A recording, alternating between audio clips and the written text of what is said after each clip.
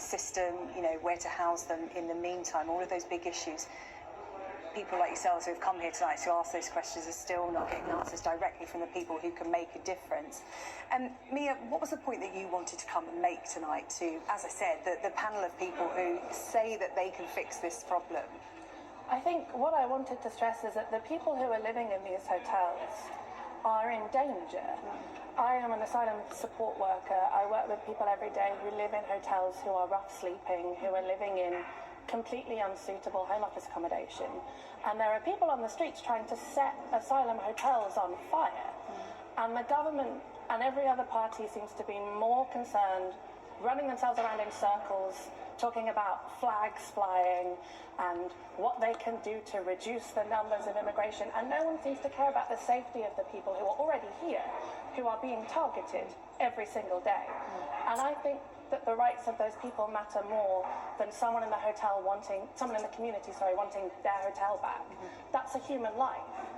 And there seems to be absolutely no concern for these human lives from anyone who has the power to change that.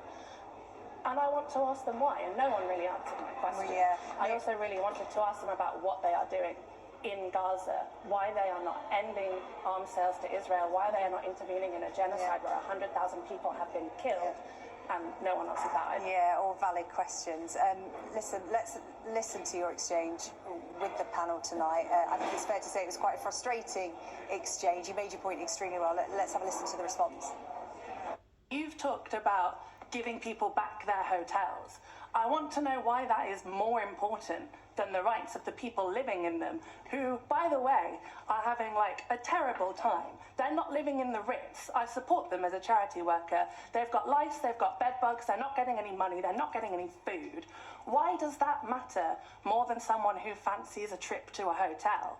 And what are you all doing to actually make sure that those people are safe in a UK that is full of far-right violence directed against those people? If you're choosing to enter a country illegally in a way that we don't support as a nation, then I'm afraid that my sympathy for you is not as high as it would otherwise be. Now, our policy has always been to say, actually, we should keep people in a safe third country that we put forward as a Rwanda as a way to do that. So, yes, we have a basic right to secure people's accommodation, but actually people should not be making the crossing in the first place.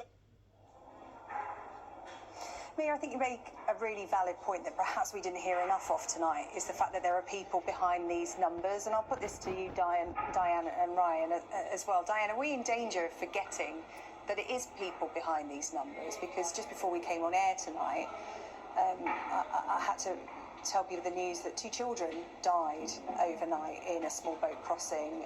3 people died, another one was a woman.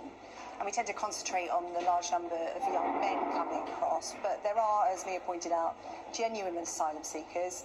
This broken system is not sorting those out from the perception that, there are some perhaps who are here for economic reasons or whatever. But are we, losing sight of the fact that these people are putting their lives in danger to come here for whatever reason, a better life?